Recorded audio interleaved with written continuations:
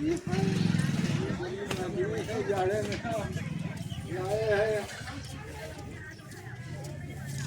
का रेट है आज?